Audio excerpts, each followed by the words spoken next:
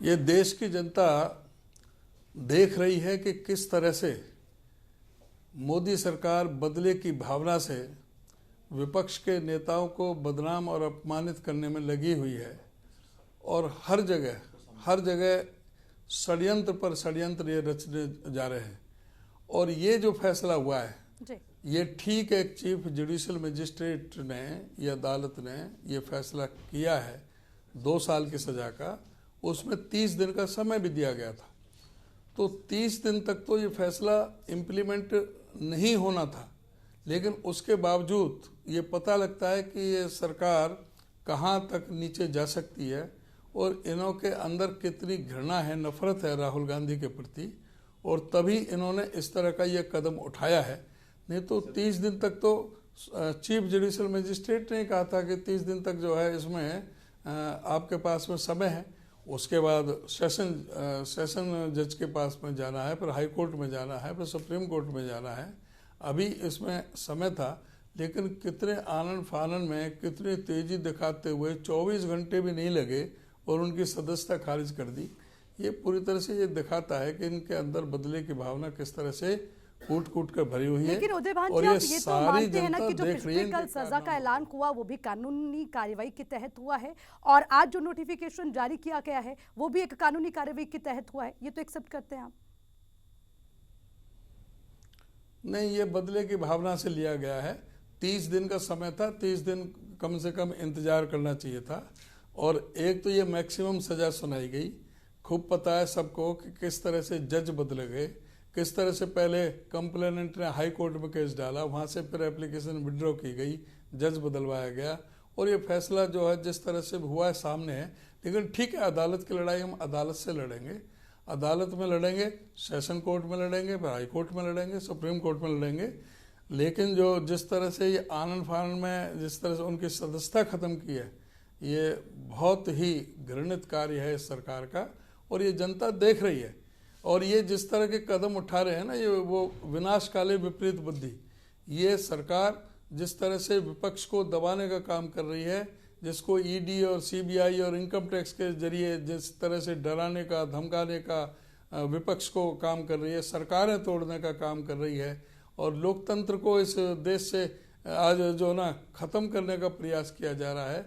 लेकिन उदय भान जी, राहुल गांधी बहुत बड़े नेता हैं, कांग्रेस की रीढ़ की हड्डी राहुल गांधी को माना जाता है, तो क्या उनको डराया जा सकता है, उन्हें धमकाया जा सकता है? आप इस बात का लगातार जिक्र कर रहे हैं और भी कांग्रेस के बड़े नेता कह रखे हैं कि डराने की कोशिश हो रही है, धमकाने की कोशिश हो रही है। इतना राहुल गांधी वो मजबूत नेता और खानदान के वो हैं कि जिन्होंने दो उनके पिताजी ने, दादी ने इस देश की एकता और अखंडता के लिए बलिदान दिया था। वो उस परिवार से हैं जिसने 9.5 साल तक जो अंग्रेजों की जेल में कालकोठरी में बताए थे। वो तब झुके नहीं, अब झुके नहीं, कभी झुके नहीं किसी से। अपने सिद्धांत के वो पक्के हैं, अपनी बात पर मजबूत हैं। वो ये लोग ही हैं, ये प्रधानमंत्री नरेंद्र मोदी जी थे जिन्होंने देश के प्रधानमंत्री सरदार मनमोहन सिंह को और देश के फौज के सबसे बड़े जनरल दीपक कपूर के बारे में आरोप लगाया था कि गुजरात चुनावों के दौरान कि इन्होंने पाकिस्तान से मिलकर के षड्यंत्र रचा है, और फिर कह दिया कि वो तो चुनावी बात थी, हमारी चुनावी बात थी। इससे ज़्यादा बेशर्मी की बात हो नहीं सकती, इससे ज़्यादा कोई बड़ा इल्ज़ाम नहीं हो सकता।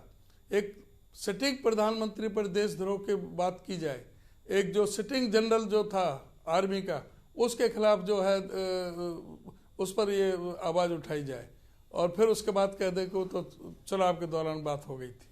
तो इस तरह की जो है ना, ये लोग सारी जनता देख रही है सारे देश में। उदयभान जी, एक और चीज़ आप ही की बात पर आना चाह रहे हैं। आपने कहा था कि अभी 30 दिन का समय है राहुल गांधी के पास और उसके बाद अगर एक्शन लिया जाता तो यही एक्शन लिया जाता, उनकी सदस्यता रद्द होती। 30 दिन बाद होता या आज होता, फैसला यही होता। तो क्या 30 दिन के अंदर कोई उम्मीद थी आपको कि कुछ और बदला जा सकता है? होता ही नहीं। सबसे ज्यादा पहले अदालत में ये खारिज हो जाना था। ये फैसला ही गलत है, यानी कि जो कोर्ट की ओर से फैसला ही गलत है, ये कहीं टिकता ही नहीं। हाँ, बिल्कुल फैसला गलत है, ये प्रायोजित है। उदयभान जी, बहुत बड़ी बात कह रहे हैं आप, क्योंकि कानून से बढ़कर कोई नहीं है, कोर्ट से बढ़कर कोई फैसला हो नहीं सकता। लेकिन आप ये बता रहे हैं कि जिस तरह का ऐलान पिछले कल हो गया, कानून में अभी है 30 दिन का समय है। अभी आप देखोगे कि ये फैसला कहीं भी नहीं टिकेगा। यानी कि आपको उम्मीद है 30 दिन में कुछ और बदल सकता है? जाएंगे हम सेशन कोर्ट में अपील करेंगे, फिर हाई कोर्ट में करेंगे, सुप्रीम कोर्ट में करेंगे।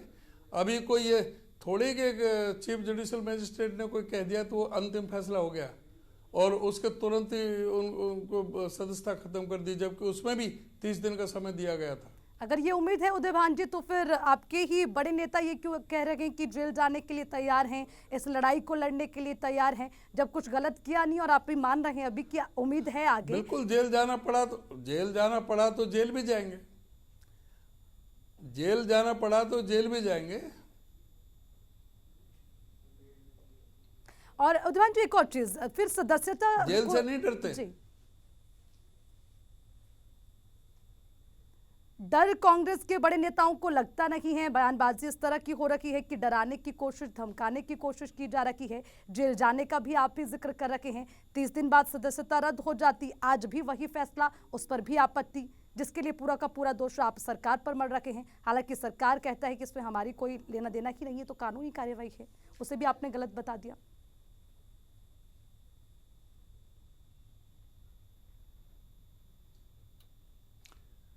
बिल्कुल, जो सरकार ने जो किया है बिल्कुल गलत किया है और ये तानाशाही दर्शाता है। ये सरकार को 30 दिन तक इंतजार करना चाहिए था, उसके बाद जो भी कोई फैसला इनको लेना था 30 दिन के इंतजार के बाद में तब फैसला लेना चाहिए था। अच्छा, आपसे जानना चाहेंगे उदयभान जी, आगे की तैयारी क्या है कांग्रेस की? आगे की स्ट्रेटेजी क्या होगी? अभी 30 दिन का समय है, उस बीच क्या कुछ रहेगा खास? आगे की तैयारी आप देखेंगे, हम सारे मिलकर आज 5 बजे मीटिंग है, उसमें भी सारा डिस्कस होगा और उसके बाद में आगे की रणनीति बनाएंगे, जब बताएंगे आपको। उदयभान जी, एक और सवाल आपसे। कई सारे पिछले बयान राहुल गांधी के उठाए गए और अपनी बयानबाजी को लेकर लगातार कहीं ना कहीं मुश्किलें राहुल गांधी पर आन पड़ी, लेकिन आज इतनी बड़ी मुश्किल आ चुकी है, ये शायद कभी आपने भी कल्पना नहीं की होगी। लेकिन अब सदस्यता भी रद्द हो गई है, अगर राहुल गांधी को जेल जाना पड़ सकता है तो ये कभी कभी देश के प्रधानमंत्री के भी बयान दिखा देना चाहिए ना। तो आप उस पर सवाल नहीं उठाते ना? वो किस तरह से इतनी आपत्ति? सवाल उठाते हैं, सवालों का कोई जवाब भी कोई देने वाला हो। कानून है ना, कानून के तरीके से तो कार्रवाई हो सकती है उदयभान जी। हाँ, कानून है, कानून के दायरे में कानून से लड़ाई लड़ेंगे। ठीक है, एक आखिरी सवाल आपसे, क्योंकि अब लगातार इंतजार इस बात का है कि 30 दिन के बीच खास क्या होने वाला है। हालांकि जो बैठक होगी उससे जुड़ी कोई जानकारी, किस तरह की चर्चा बैठक में रहने वाली है, जो कॉन्फ्रेंस अभी थोड़ी देर में करेगी कांग्रेस? उस मीटिंग में जो डिस्कशन होगा, जो फैसले होंगे, उसके बाद में आपको बताएंगे। और जो लोकसभा की ओर से फैसला लिया गया है, जिसका आप भी विरोध कर रहे हैं, क्या उसको लेकर कहीं अपील करेंगे?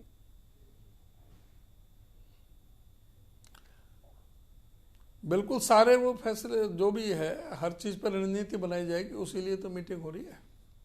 क्या क्या आगे की कार्रवाई करनी है, हमें सारे ये मुद्दे संज्ञान में है। उदयभान जी, एक और सवाल, जो बीजेपी के तमाम बड़े नेता हैं उनकी ओर से भी कई तरह की प्रतिक्रियाएं सामने आ रही है। उनका ये मानना है कि देश के विरोध में कई बार राहुल गांधी कहते रहे हैं, कई तरह की बयानबाजी करते रहे हैं, जो कि किसी भी तरह से ये नहीं लगता कि विपक्ष की ओर से पक्ष रखा जा रहा है, निंदनीय है। उस पर आप क्या कहेंगे?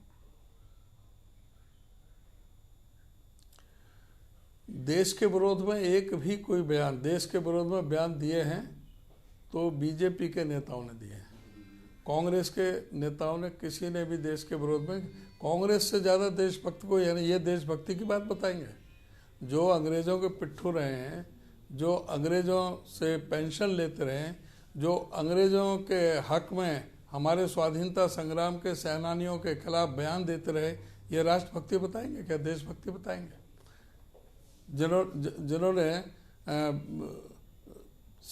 50-60 साल तक कांग्रेस का ये राष्ट्र का झंडा, राष्ट्रीय झंडा नहीं अपनाया, राष्ट्रीय झंडे के तिरंगे का भी विरोध किया, वो हमें देशभक्ति बताएंगे?